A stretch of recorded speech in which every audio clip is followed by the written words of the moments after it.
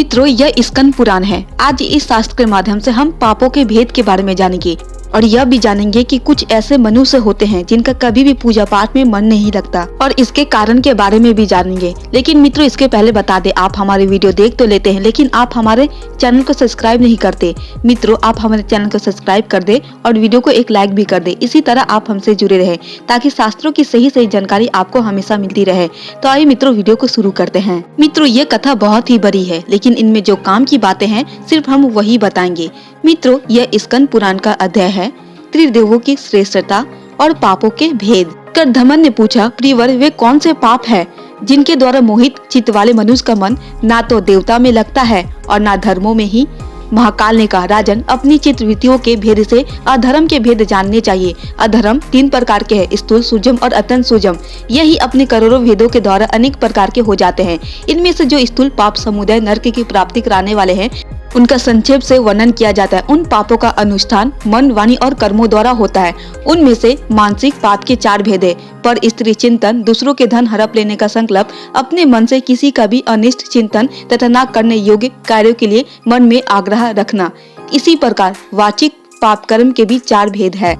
असंगत वचन बोलना, झूठ बोलना, अप्रिय भाषण करना तथा दूसरों की निंदा और चुगली करना। शारीरिक पाप कर्म भी 4 प्रकार के, अभक्ष्य, भक्षण, हिंसा, मिथ्या भोगों का सेवन तथा पराये धन का अपहरण। इस प्रकार मन, वाणी और शरीर से होने वाले ये 12 प्रकार के पाप कर्म बताए गए हैं। इनके भेद का पुनः वर्णन करूंगा, जिनका फल अनंत है। जो संसार समुद्र से तारने वाले महादेव जी से देश रखते हुए महान पातकों से युक्त होने के कारण नरक अग्नियों में जलते निरंतर फल देने वाले महापातक बताए जाते हैं। जो मंदिर आदि में भगवान शंकर को देखकर ना तो नमस्कार करते हैं और ना उनकी स्तुति ही करते हैं, अपितु भगवान के सामने निशंक हो मनमानी चेष्टा करते हुए खड़े होते हैं और कीड़ा विलास आदि करते हैं।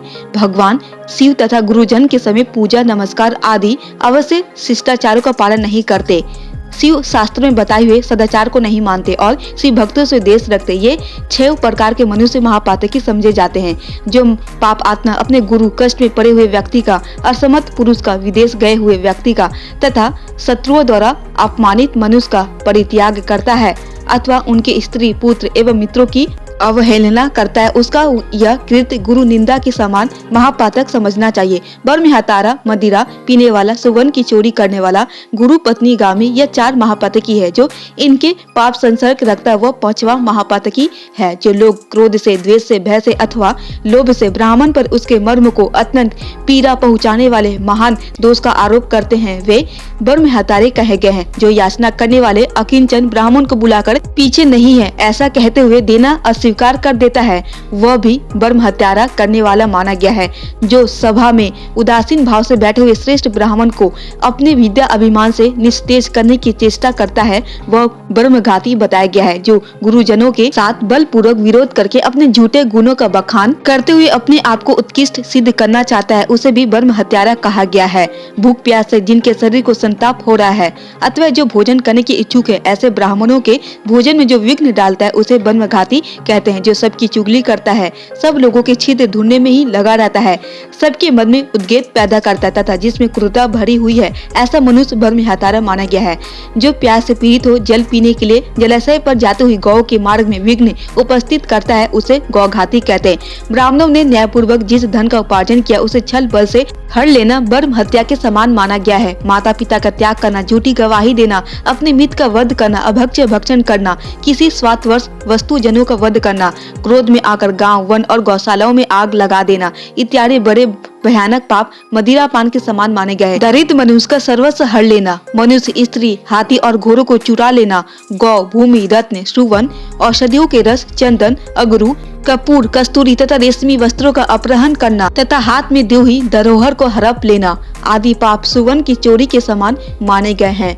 पुत्र और मित्र की स्त्रियों तथा बहनों के साथ संभोग करना, कन्या के साथ व्यभिचार, दुस्साहस करना, चंडाल की स्त्रियों को अपने उपभोग में लाना तथा अपने समान वर्ण वाली स्त्री के साथ भी व्यभिचार करना गुरु पत्नी गमन के समान माना गया है। अहंकार, अधिक क्रोध, पाखंड, कृतघ्नता, अत्यंत विषम शक्ति, कृपणता, सदता, ईर्ष्या तथा बिना किसी अपराध के ही पुत्र, मित्र, पत्नी, स्वामी और सेवकों का परित्याग करना, साधु, बंधु तपस्वी, गाय, क्षत्रिय, वैश्य, स्त्री और शूद्रों को मारना, पीटना, भगवान शिव के आवास स्थान पर लगे हुए वृक्षों और पुष्प वाटिका आदि को नष्ट करना, जो यज्ञ के अधिकारी नहीं है उनका यज्ञ कराना, जिनसे याचना करनी उचित नहीं उनसे याचना करना, यज्ञ, बगीचा, पोखरा, पत्नी और संतानों को बेचना, तीर्थ यात्रा, उपवास, व्रत तथा मंदिर निर्माण आदि के पुण्य का विक्रय करना, स्त्री के धन से जीविका चलाना, स्त्रियों के अत्यंत वशीभूत रहना, स्त्रियों की रक्षा न करना, ऋण न चुकाना, झूठ बोल कर जीविका चलाना, साध्वी कन्या की बातों में दोष निकालना, विष तथा मारन यंत्रों का प्रयोग करना, किसी का मूल्यछेदन कर डालना, उच्चाटन एवं अभिचार कर्म करना, राग और देश के कार्य करना, समय पर संस्कार न कराना, स्वीकार किए हुए व्रत का परित्याग करना,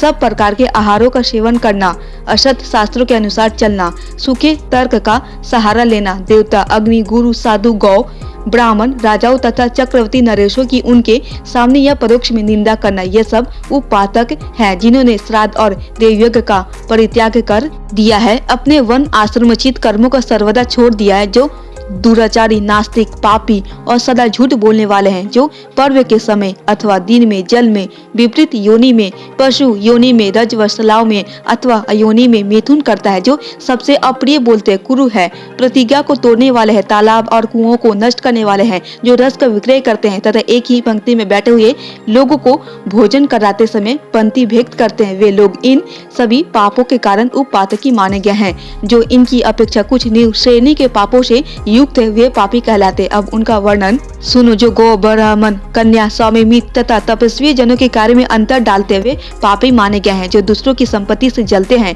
नीच जाति की स्त्री का सेवन करते हैं, गौशाला, अग्नि, जल, सड़क तथा वृक्षों की छाया में, वृक्षों पर, बगीचों और मंदिरों में जो लोग मल मूत्र का आदि का त्याग करते हुए पापी हैं, मत वाले होकर किलकारियां भरते हैं, वंश, वेश, वचनापूर्ण कार्य तथा वाचकों से आचरण करते, झूठ और कपट के ही व्यवहार में लगे रहते हैं, कपटपूर्ण शासन करते हैं और कूटनीति का आश्रय लेकर युद्ध करते हैं, वे सब पापी हैं। जो अपने सेवकों के प्रति अत्यंत निष्ठुर और पशुओं का दमन करने वाला, उनके अंडकोश छेदन करने वाला है, जो झूठी बातें बोलता और स्त्री, पुत्र, मित्र, बाल, वृद्ध, दुर्बल, रोगी, द्वितीय वर्ग, अतिथि वर्ग तथा भाई बंधु को भूखे छोड़कर अकेले ही भोजन करता है, स्वयं तो मिठाई खाता और ब्राह्मणों को दूसरी वस्तुएं देता है, उसका पाक व्यर्थ जानना चाहिए, अर्थात उसके लिए किए हुए दान और यज्ञ आदि का कोई फल नहीं मिलता, वह ब्रह्मवादी विद्वानों द्वारा निंदित होता है।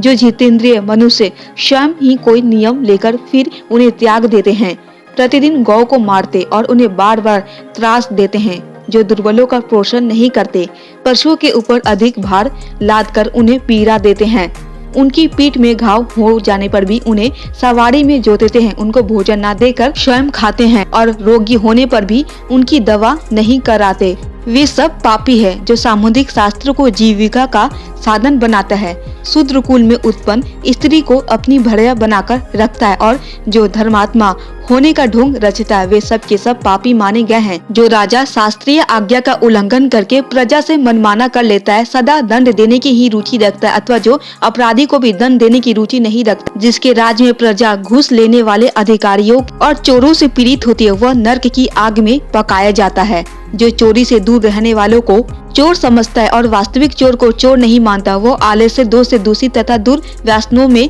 आसक्त राजा नरक में जाता है।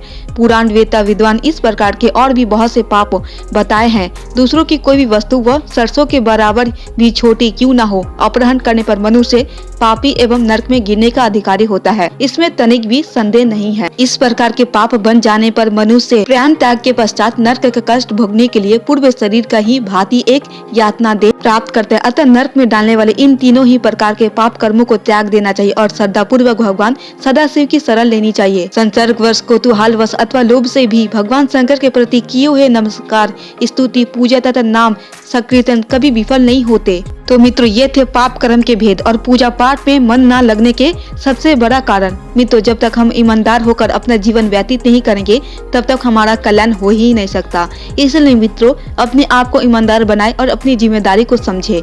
मित्रों, ये छोटा सा ज्ञानवर्धक वीडियो अगर थोड़ी भी पसंद आई होगी तो प्लीज आप हमारे चैनल को सब्सक्राइब कर दे और वीडियो को एक लाइक भी कर दे और इसी तरह आप हमसे जुड़े रहें।